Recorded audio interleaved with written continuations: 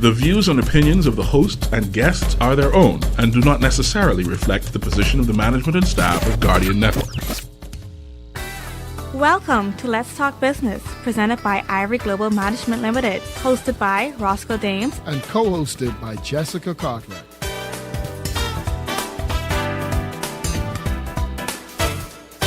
All right, good evening and welcome to another edition of Let's Talk Business here on Guardian Radio. This is Calvin Vish. I'm sitting in for Roscoe Dames, along with our co-host, Jessica Cartwright. Good evening. Good evening, Jessica. Let's Talk Business, as you know, is a presentation of Ivory Global Management, and you can visit us online at ivoryglobalmanagement.com. Our special guest this evening is we're going to talk human resources. Everybody is interested in human resources.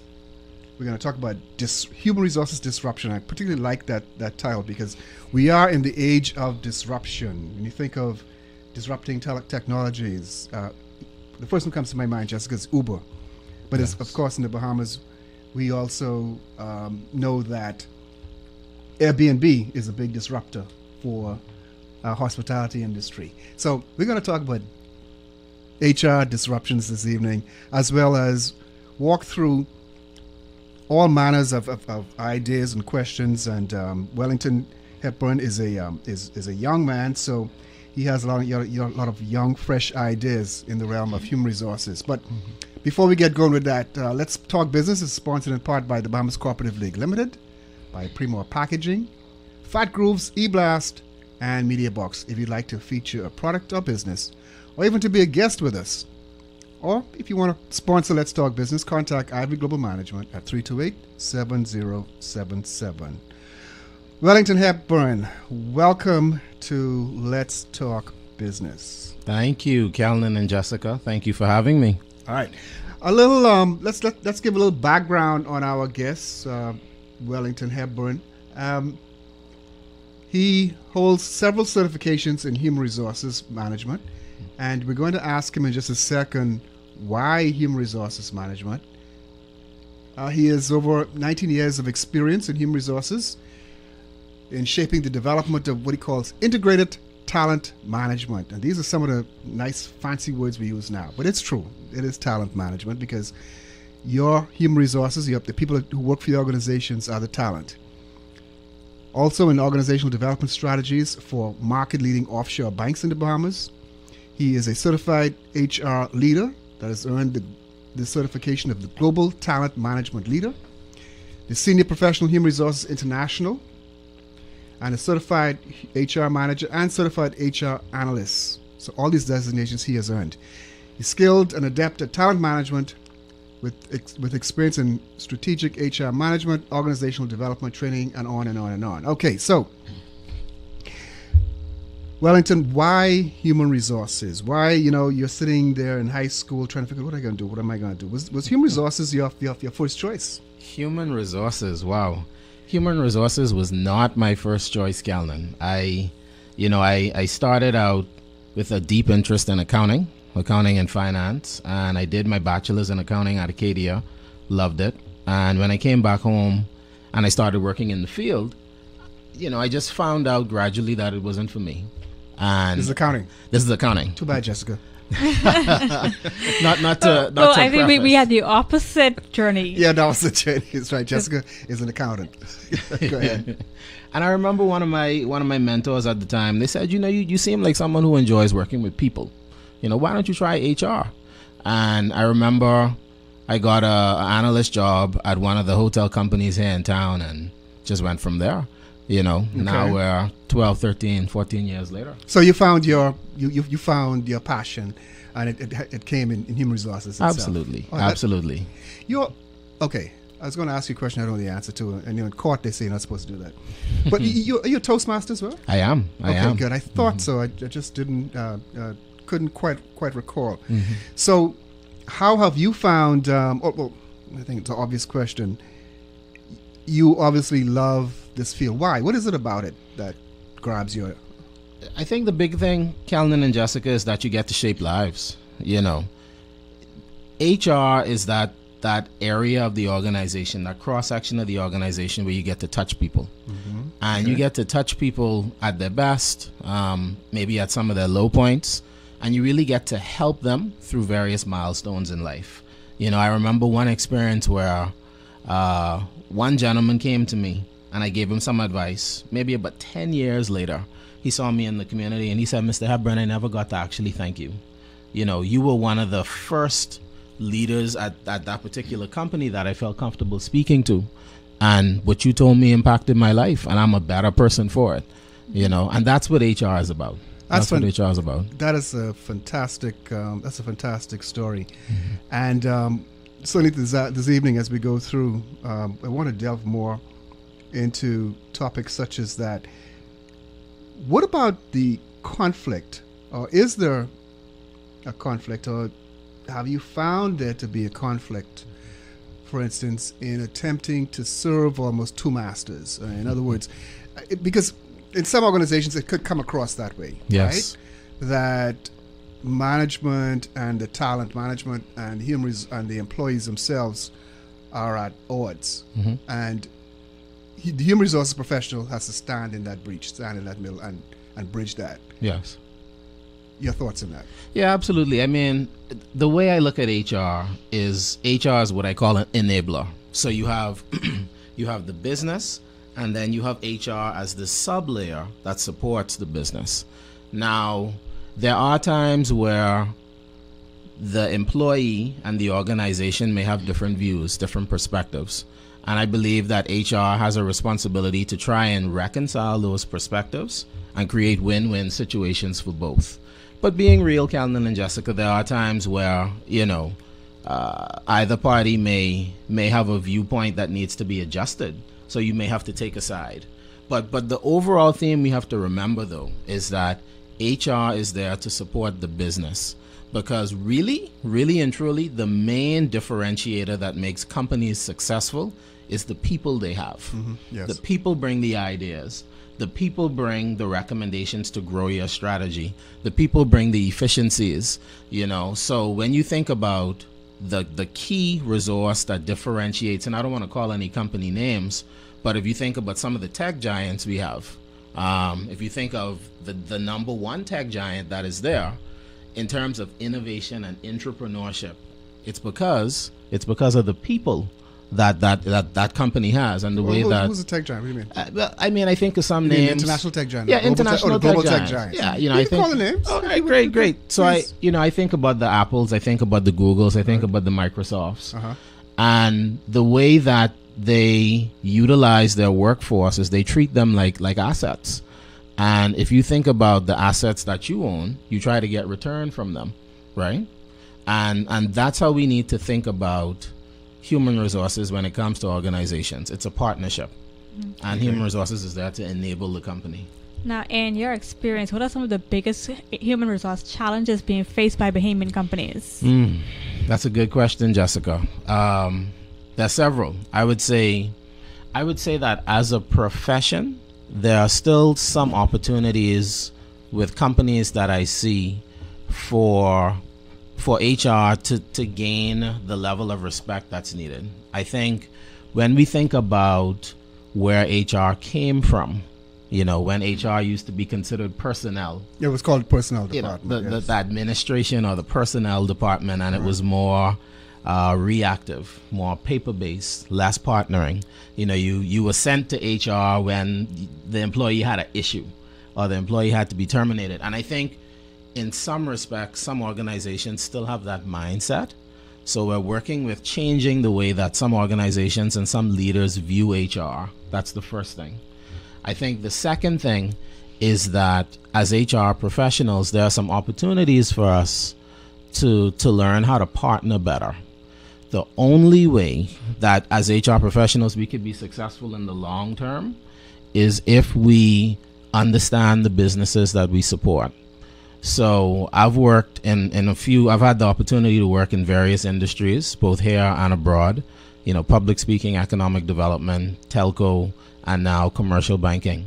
And I think one of the things that has enabled me to be so successful is I understand that HR is a function, sure, but if I don't understand the business that I support, I could never be successful. period. Okay. So I would say those are probably the top two. And then the third one might be knowing HR professionals, including myself, we need to have a greater appreciation for showing the value that we provide. We talked the first point about changing mindsets and the way that some HR departments are viewed. So I think as we add more value to the organizations that we're a part of, we need to show them the value that we're adding. And there are various ways to do that. We could talk some more about that if need be. Okay. So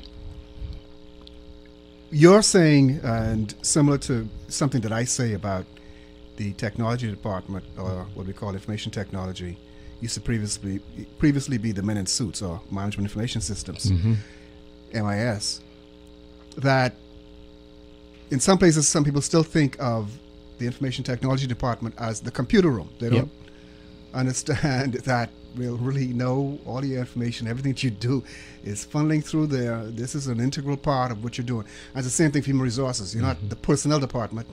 You're part of the business. You're an integral part of making the business successful, I think is what your overall message is here today. Absolutely. The term that comes to mind is strategic partner. Yeah. So, when you sit to the table as an executive leader, you think of certain areas that automatically come to mind. You think marketing, you think finance, you think some of the other main areas in the organization, but HR too is a strategic partner. And we're going on an evolutionary journey now to really show our value to organizations as a strategic partner, there to support them for the business strategies that exist. Right, because you would say that the human resources element or the people are integral to this strategy. Absolutely. So for our small businesses out there who may not be able to actually employ an individual to fill that role of human resources, and they have one person doing administration, management, and maybe a few other things, and they may not necessarily have the skill set to enable them to recognize all those recognize how to really facilitate all those human resource functions outside of ensuring that vacations are recorded, that sick days are recorded, like you said, managing the paperwork. Yes. What are they to do? What are they to do? Get a clone. I'm only kidding, Jessica. Only kidding. I would say start small. I think for someone who wants to build their HR skill set, you need to work on having a genuine love for people. And I think it starts with understanding, first of all, that people are people. Some organizational leaders view employees as cogs in a machine. And that's a very different mindset than someone coming to work who is an individual or a human being. So I think the first thing starts with changing the mindset. Secondly, I would say is there's so much free resources that you can even tap into. I think about free HR diplomas on Allison.com. I think about all these massively open online courses online where you could easily build your skill set if you did want to learn more about HR. So you don't necessarily have to be a HR professional by definition, but you could still build your skill set in the short term if you wanted to. And then there are other associations locally.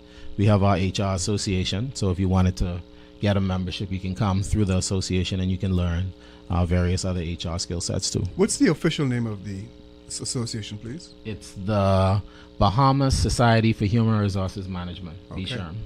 And they're also affiliated with the international organization? Yes. They're a sub-chapter of the Society for Human Resources Management. All right, excellent. Our guest this evening is Wellington Hepburn, and Wellington has almost 20 years of experience in human resources, and as he said earlier, he came to this. He was pointed to it, or his passion brought him to human resources rather than something mundane like finance or being a lawyer or something like that. But he loves human resources because he loves working with people, and it's obvious that he does because he's done very well in this area. Tell us about so that we get this in early. But one of the reasons why we have you here is because you're having a special function. I wonder if you would tell the folks about it, and then we'll tell them how to get in contact with you to get to it. Absolutely.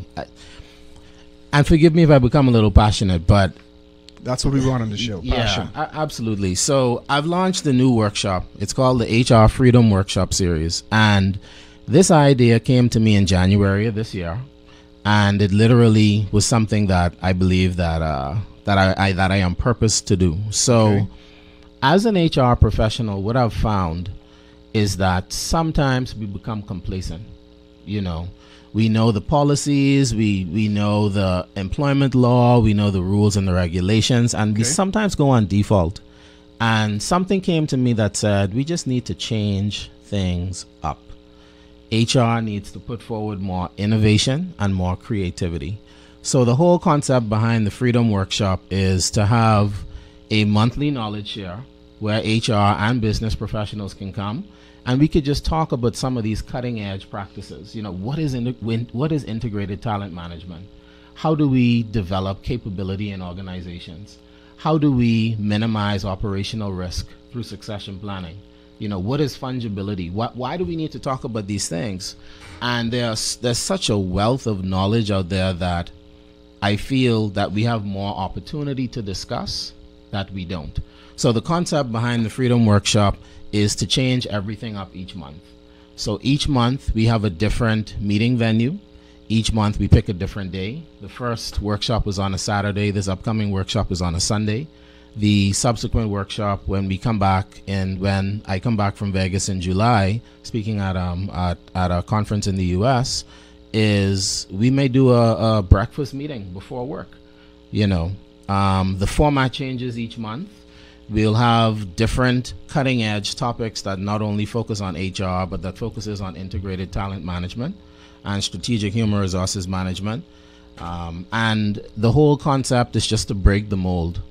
I believe that there's a certain way that we as HR professionals have become used to operating in the Bahamas, and now is the time to change it. Okay, excellent. Again, Wellington Hepburn, HR, I'm going to call him HR expert, is here with us. You've been out for 20 years. I mean, you're an expert, and you have several topics that you've listed that I'm really, really interested in. I want us to do a little bit deeper dive into some of those topics, because I don't know about you, Jessica, but I don't know what fungibility is. I've never heard the term, but then I'm not an HR professional. After tonight, you could be. What we'll do is that we'll take a short break here and Let's Talk Business. We'll come back with our special guest this evening, Mr. Wellington Hepburn. Wait, you know what's going down tomorrow? Nobody, what happening? Joe bringing these knives to school. He could do Junior in. For what? Wait, he fooled with Joe girl. Mother sick. And you know Junior don't back down for nothing. So that means you got a big fight tomorrow. So whose side you on? Side? I trying to stay in school, not Simpson Pen. We gotta tell somebody about this fight. Tell somebody. I ain't no snitch. I mean cool, you know. Wait, if you so cool, then you need to stay in school and stay out of the fight. Yeah, but if I don't hang on Joe's side, how many boys coming for me next? Alright, so we definitely gotta tell somebody. We gotta prevent the fight. What I say, I don't want nobody call me snitch. We could just call Crime Stoppers. You could report what you know, and nobody gotta know it's you. So how did I avoid? All you gotta do is call them, or you text them through the Crack Crime Bahamas app, and nobody can know it's you. Then the police come looking for me for more info, and when they finish with them, Joe them coming looking for me? When you call Crime Stoppers, the calls go directly to Miami, and they don't ask nothing about you. Then you can get the pen from them, and you can claim a reward later using that same pen. Plus, everything's scrambled, so nobody can read what you're saying. Call 328-8477 from Nassau or 242-300-8477 from the Family Islands.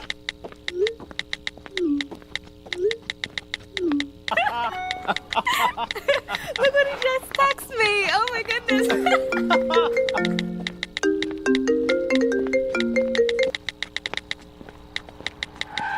Watch out!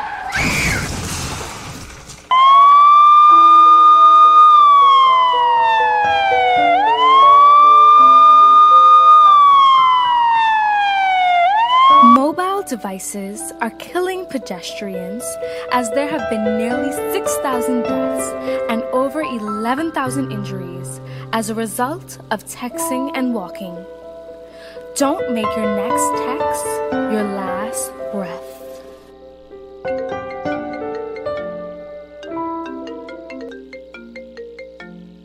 Brought to you by UB Radio in conjunction with Guardian Radio 96.9. Loss of family members is very isolating, and people who have experienced loss appreciate when others have shared their grief. If you can't be there in person, go to the Nassau Guardian's website online at thenassauguardian.com and visit our obituary link. The Nassau Guardian's interactive obituary link allows you to read the funeral announcement, express condolences, or place photos on the online guest book for 1 full year. Losing a loved one is painful, but that pain isn't the worst thing to happen. Friends, loved ones, colleagues, and neighbors who ignore the loss compound the pain. Should the bereaved family wish to place the obituary and photos on our obituary site, just contact the Guardian's funeral industry partners or the Nassau Guardian. Remember, there isn't one magic right thing to say to someone experiencing loss that will make the loss less painful or easier to bear. The Nassau Guardian's obituary link, available online at thenassauguardian.com.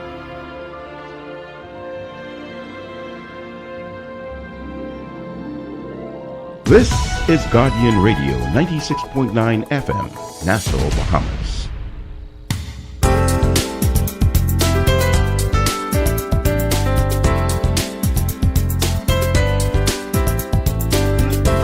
And we're back here on Let's Talk Business, here on Guardian Radio. This is your host, Calvin Weish, and I'm joined by Jessica Cartwright. In the studio, our special guest this evening is Wellington Hepburn, a human resources professional. Wellington has over 20 years of human resources in human resources. He loves people, and that's why he went into human resources. Wellington, before going into break, one of the topics that you're going to cover in this your second session or second event of what you call the HR Freedom Series, integrated talent management. For those listening, and for me, I don't know about Jessica, she may know, but what is integrated talent management, talent development? So ITM, let's call it ITM. Integrated talent management says that all talent is not equal. I'm sure as I say that, I could see the WhatsApps that I'm getting on my phone, and I could see the Facebook posts. But the reality is that all talent in organizations are not equal, period. It is not to say that some talent or some employees are less. It's just that different employees bring different levels of value to your company. And as HR professionals, as business leaders, we need to understand that value, and we need to maximize those employees that bring more, and we need to treat those employees that bring less differently. So it's a concept in HR called differential talent. Research shows, it's like 100 years of research, shows that about 80% of your organization's significant business return comes from no more than 20 to 30% of your employees. So let's create a financial example. Jessica's in accounting. Jessica could appreciate this. If you have a portfolio of 3 investments, investment A is being very successful, investment B is just breaking even, and investment C is turning a loss. What are you going to do, Calvin? What are you going to do, Jessica? Yeah, I think it's pretty obvious here. You're going to invest in investment A. We're going to invest in investment A up to the demand, and then move on to investment B. You got it. And maybe reconsider whether you'll keep investment B. So when you think about an organization, this concept of differential talent says that for employees that add more value, they should get more preferential investment in terms of resources, in terms of knowledge, in terms of access to things to make them better. The going concept is that differential talent should get great resources, and non-differential talent should get good resources. So we're not saying that any employee will get less, but it's just that those that add more value, just like your financial investment example, you would invest more money into the investment that gives you more return. Organizations need to do the same thing. And that is what, at the crux of it, integrated talent management looks at. Okay. In his book, Thank You for Being Late, Tom Friedman spends a lot of time talking about there's not a disruption, but a change that was instituted by AT&T across the organization. In other words, AT&T had to change their business model. Let's say, for instance, to more services versus hardware, right? IBM had to do the same thing. Now, but what AT&T has recently done, that they've instituted lifelong learning for their employees. They have said, and they've set up with universities that the employees can do online work to get different, what we call different certifications, degrees, etc. So it's all very structured to say that, okay, the current job that you may have, that you have, that may be going away. We need to know where you're going to be in a few years, as far as what the organization is going to need, and we will help you get those skills that you need. What you have to do as the employee, however, is to do the courseware on your own time. We will pay for it, but you have to do it on your own time. Yes. Those who don't want to, well, they can accept a package to move on. But do you see something like that working? Do you think a program such as that is what's in the future? For organizations and organizations anywhere.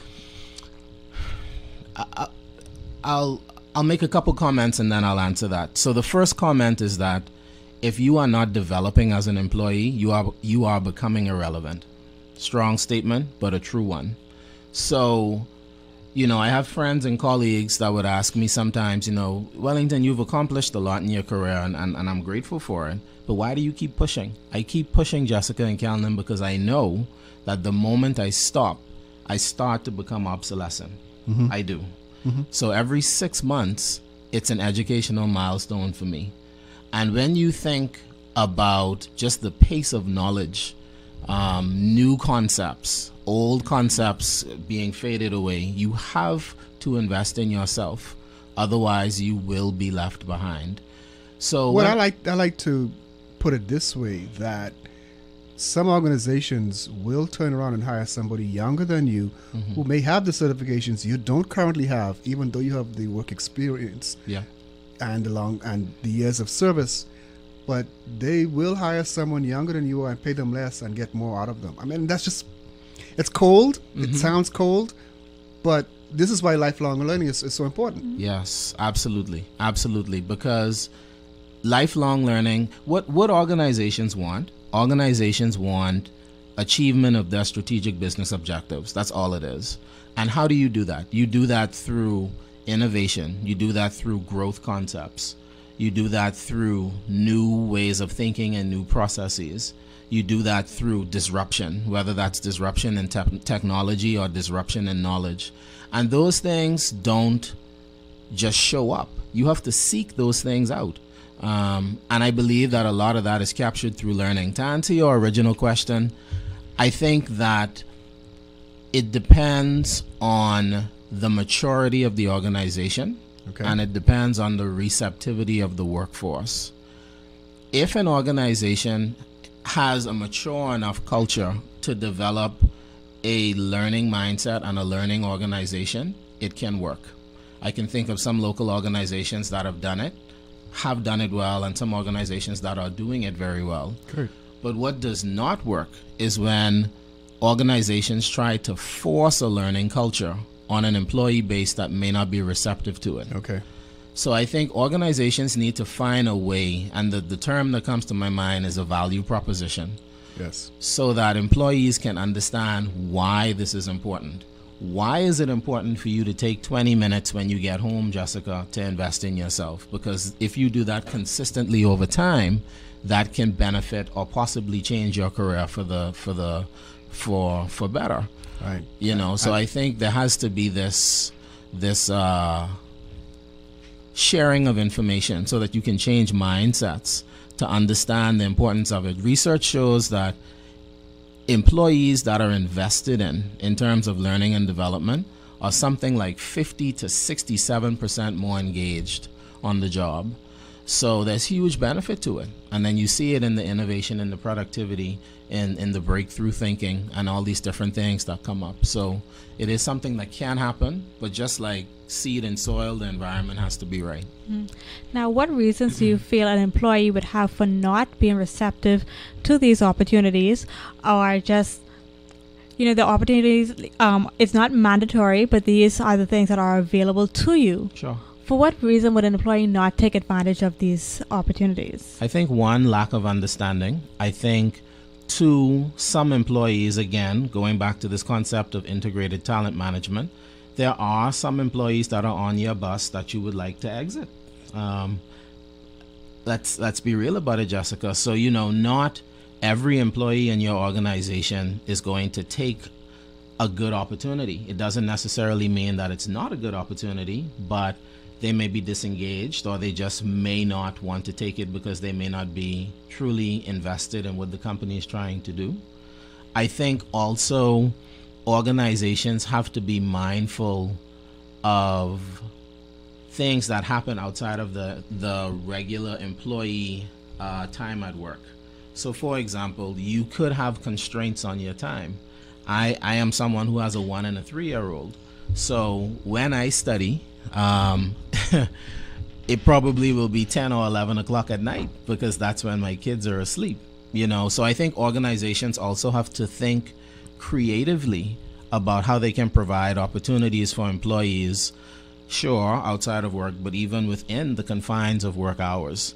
Can you put an app on your employees' work phone so that if they're at lunch, they can do some quick learning if they want? Can you set up this concept of learning labs or kiosks so that if team members want to do a quick micro learning of 15 minutes and learn a concept, they have a place where they could go and do it, and they don't have to go back into their busy work environment and get caught up in work. So I think there are different ways and avenues that you can do it, but organizations just really have to think what best suits them and their workforce.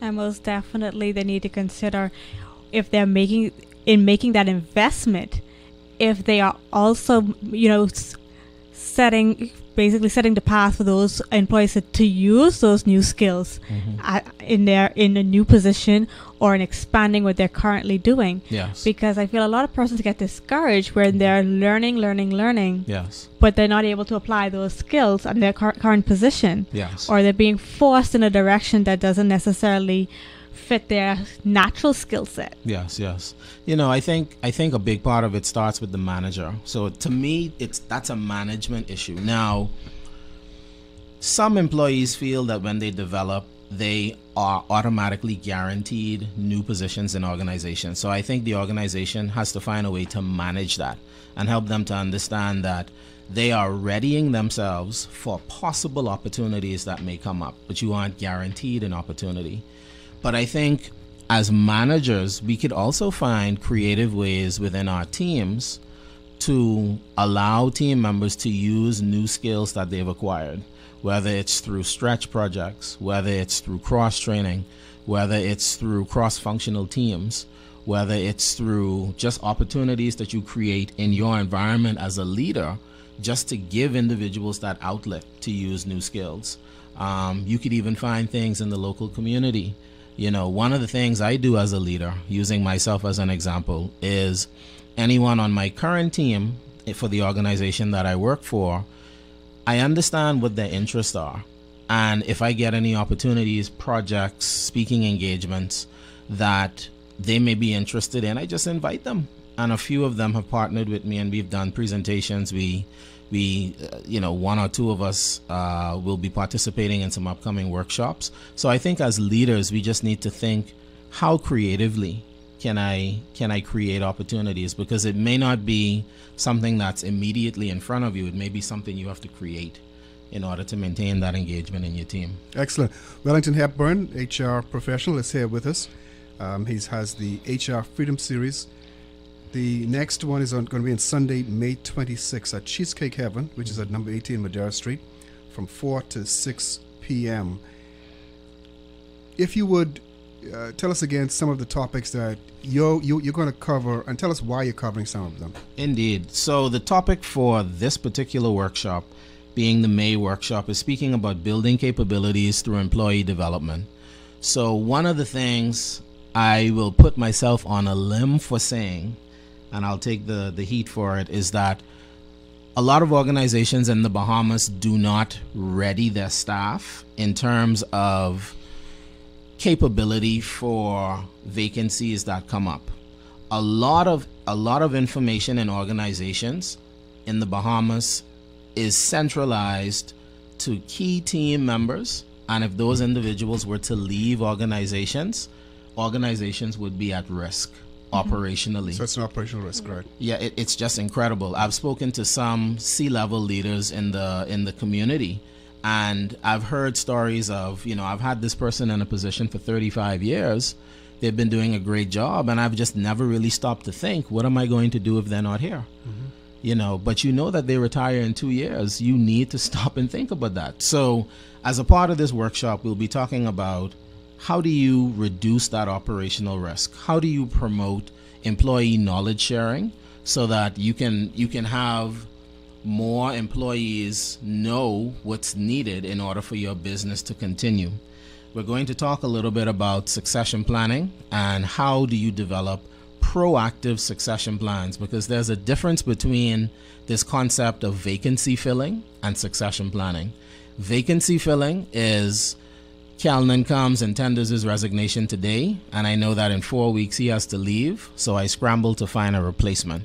That's not succession. Right. Succession is Calnan has a key role in my organization.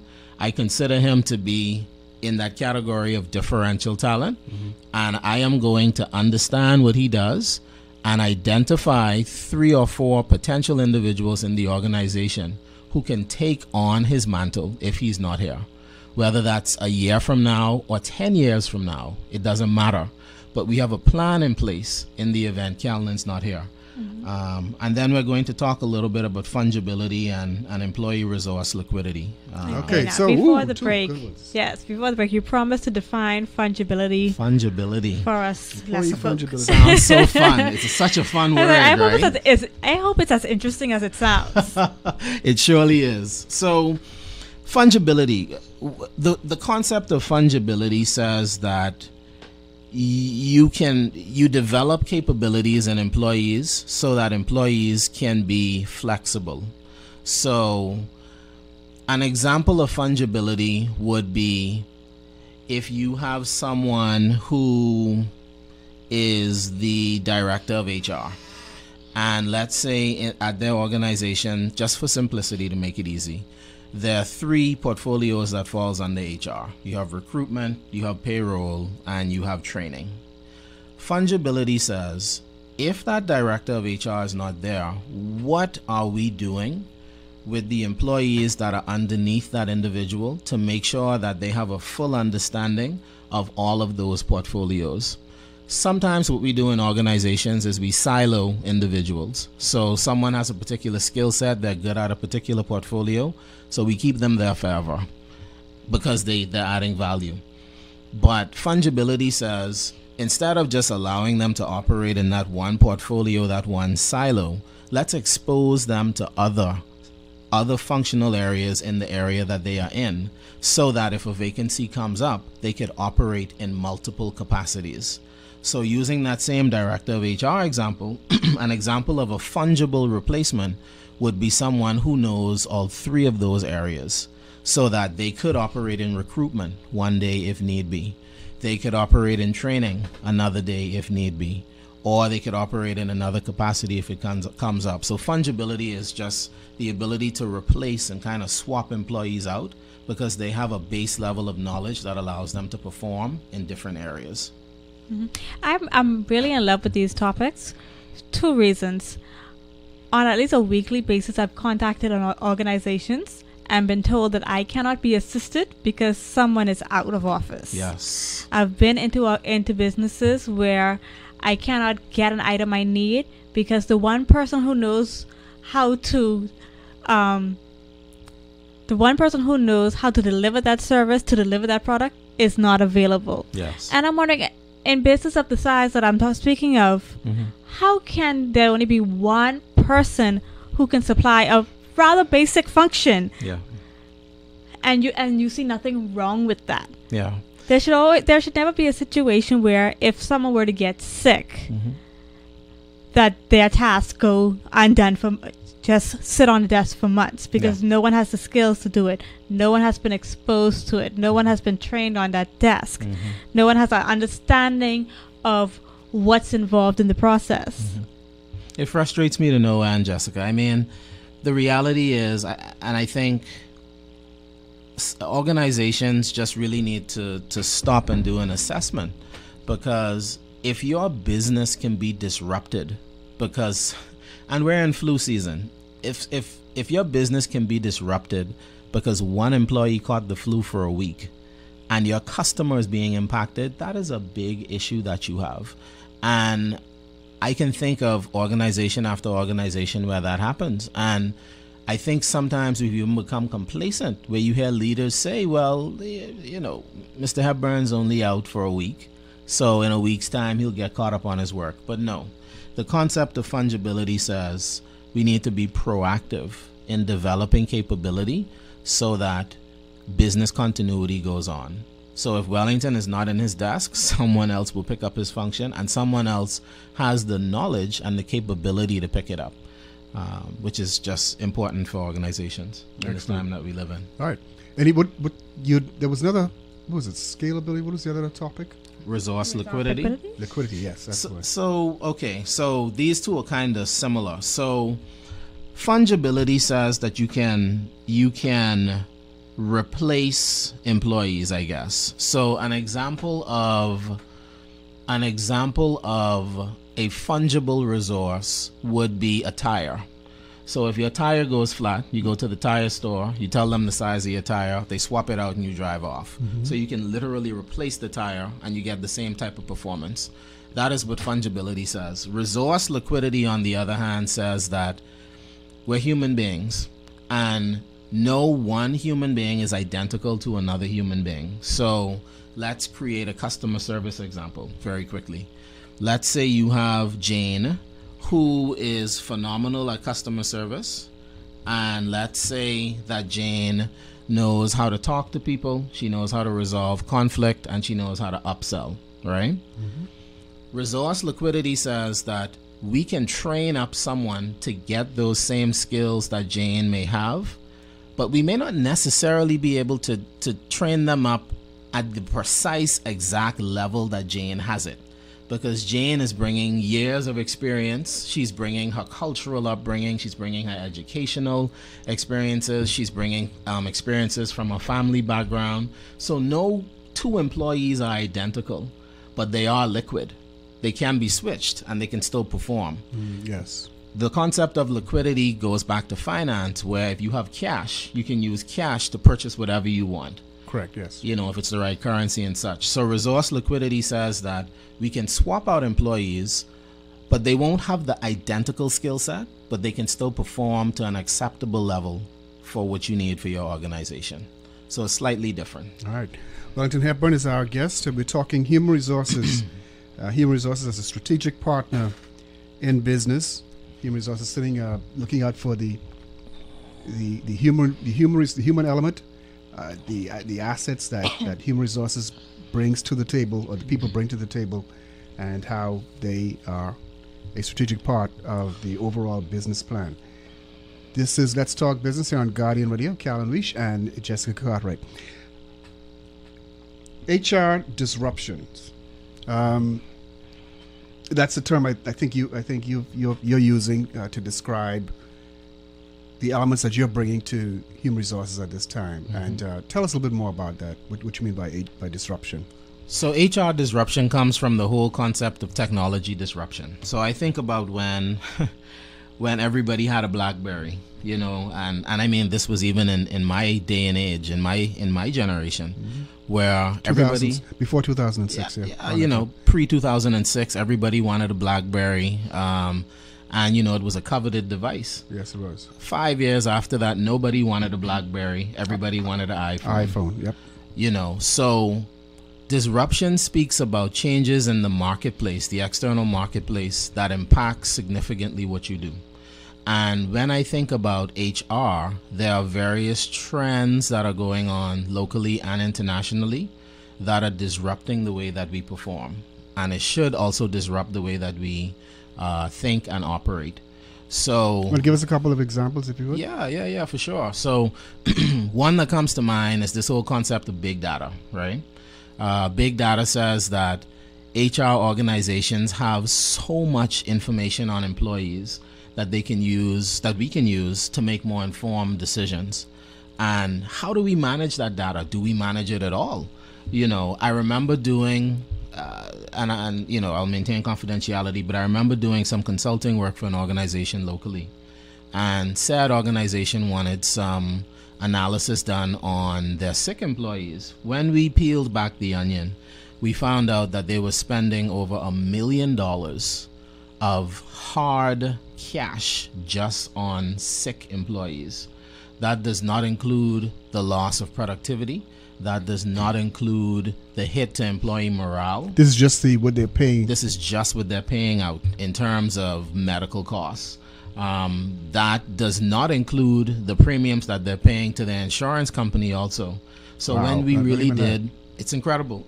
When we really did the monetization, it was something like $1 to $3 million every fiscal year. So when you put that in context, same organization is trying to grow their top line by about $5 million that fiscal year. You can't just look at revenues. You have to look at some of these other HR-related data elements that you could optimize. And if you could use it to make some informed decisions, you could run a completely optimized and better organization. Okay, so you mentioned the data, because I'm very interested in this particular part of it. As one trend. That the data is there, but whether or not the tools are in place to take advantage of the data that can actually give you information that you can use to make strategic decisions. Yes. I think that's what you're saying. Indeed. Or in addition to that, whether there's an appreciation or the correct mindset is there to understand the value behind the data. Another major trend that comes to my mind is this whole concept of the employee experience. Research shows that when employees are not onboarded correctly, they are significantly higher. They are a significantly higher risk in the first year to 3 years of leaving your organization, just because your onboarding experience was not a positive one. And when you think about onboarding, generally speaking goes up to about the first year of an employee being hired. So how did you attract them to the organization? How was your hiring process? Were they trained when they came in? Were they assigned a mentor or a buddy? Did you have 3-month, 6 months, 9-month, 12-month checkpoints to see how they were doing? And there's tremendous movement, specifically in the US and in Canada, in terms of optimizing this experience. Because if you can optimize the way your employees come into your organization, you could boost your retention and engagement significantly. That reminds me of a book that I think that maybe you've read it, maybe you haven't, but I'd like to put it out there. It's called The Power of Moments. You may want to look. You've heard about that, and that's exactly right. In terms of they contrasted how some organizations do a very good job of making that first day on the job significant. That is something that burns into the memory of the employee. Yes. They of course go on to talk about the power of moments throughout life and how it impacts all of us, right?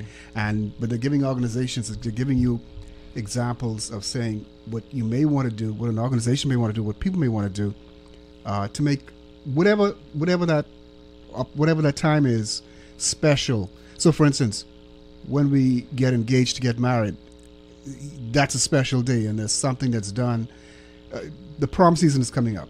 We make prom a special milestone, and it's that sort of thing, right? Yes. That you make it up. So the power of moments. I would recommend that book to anybody, but particularly when we think about human resources. Right, and you speak about employee retention, and when you think about it, there's only so much a salary can satisfy. Yes. And that salary at different levels can be achieved wherever this person is able to find employment. However, how they feel when they come to work, if they feel engaged, if they feel appreciated, if they feel when it's a positive experience coming to work every day, when there's something to look forward to. Yes. It creates a completely different mindset. And I think even over the past few years, even some companies that have been that I have known to have provide a very positive experience for employees, we're seeing a reduction in employee morale.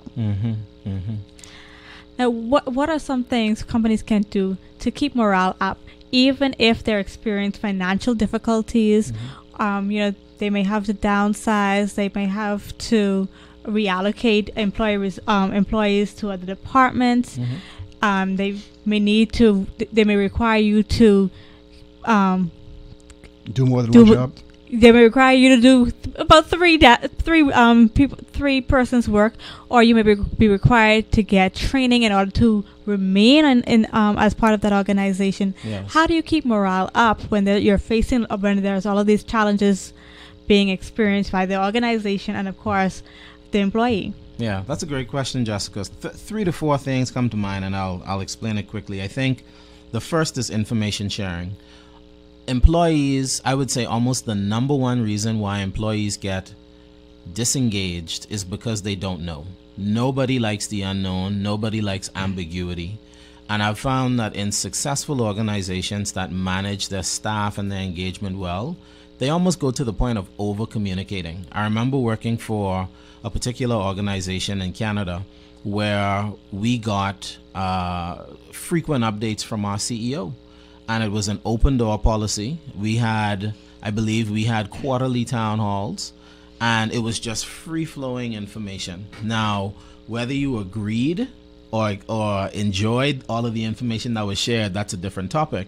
But you couldn't say that you didn't know what the organization was focused on, where the organization was going, and why they were doing it. So I think that is huge for engagement. I think the second thing, Jessica, is you have to invest in people. When an organization provides opportunities, whether it's through learning and development, cross-training, developmental experiences, on-the-job experiences, various ways that you can do it, it shows that the organization has a vested interest in the development and the long-term development of their employees. So showing that you are willing to put dollars and time behind investing in me as an employee is definitely an engagement and a morale booster. I would say thirdly, as we speak about communication, we have to remember that there's a difference between a monologue and a dialogue.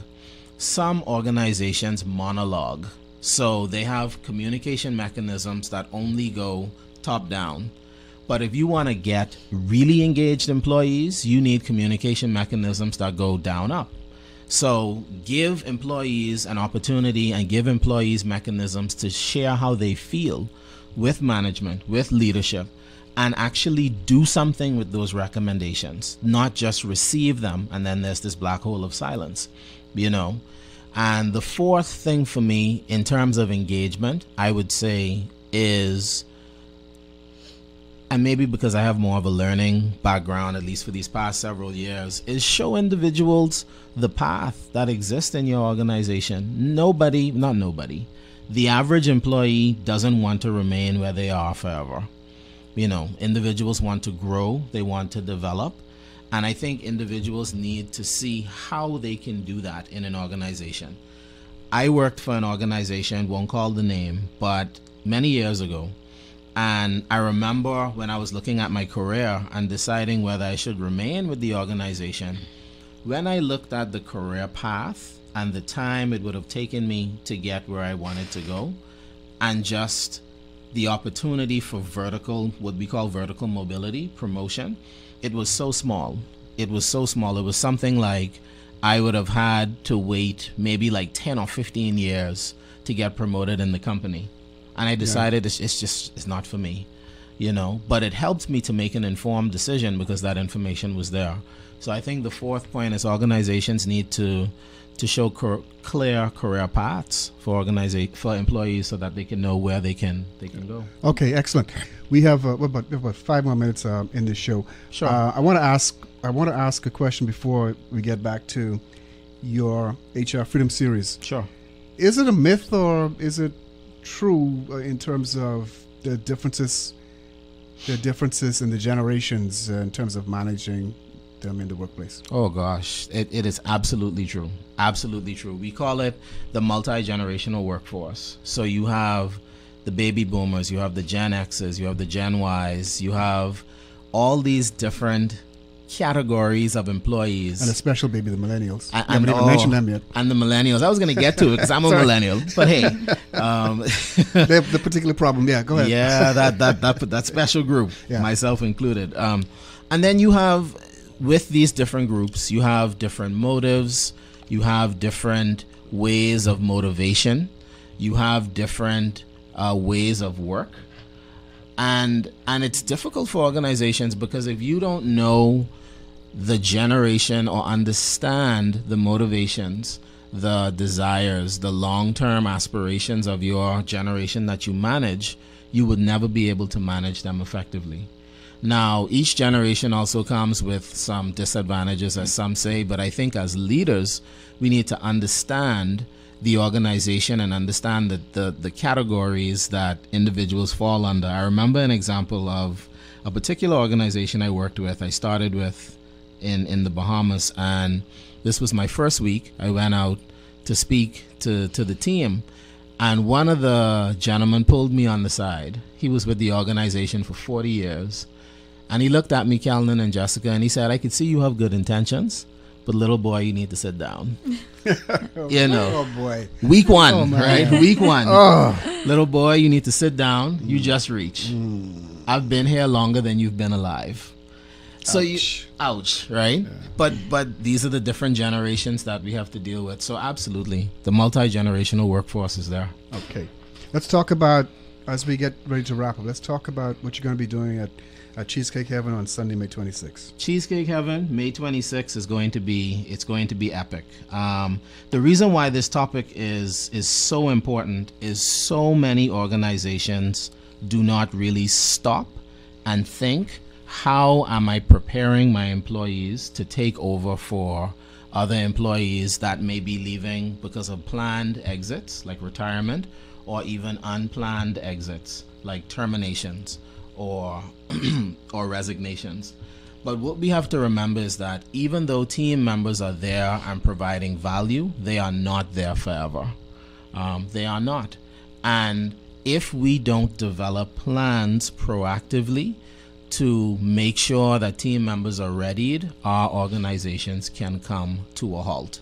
So on May 26th, we'll be talking about how do we minimize that risk, how do we promote employee knowledge sharing, and how do we do that without spending a whole lot of money, and really safeguarding our safeguarding our organizations from that risk as the first category, but also empowering our employees, because like I said, the more you invest in your employees, the more engaged they are, the more higher levels of performance they can achieve, the more, when you start to connect disparate knowledge areas, you also come up with more innovative and creative ideas.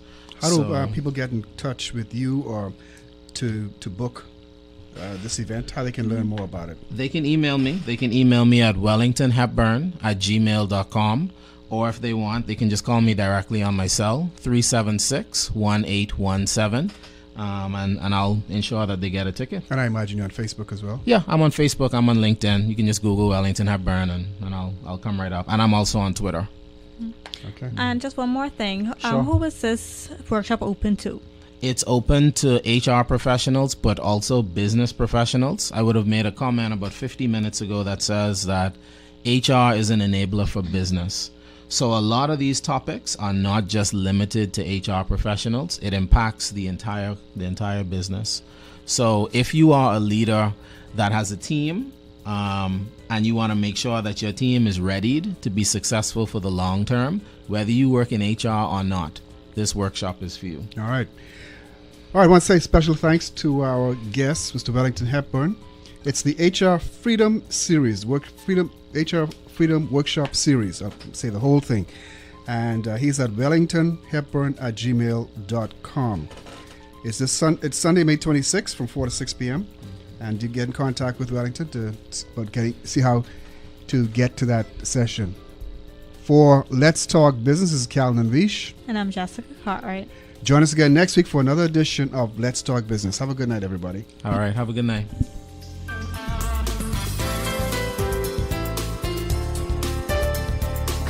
You have been listening to Let's Talk Business here on Guardian Talk Radio 96.9 FM, presented by Ivory Global Management Limited, hosted by Roscoe Dames and co-hosted by Jessica Cartwright. Be sure to visit us online at ivoryglobalmanagement.com. Like us on Facebook. Email us at connect@ivoryglobalmanagement.com or call us at 328-7077. That's 328-7077.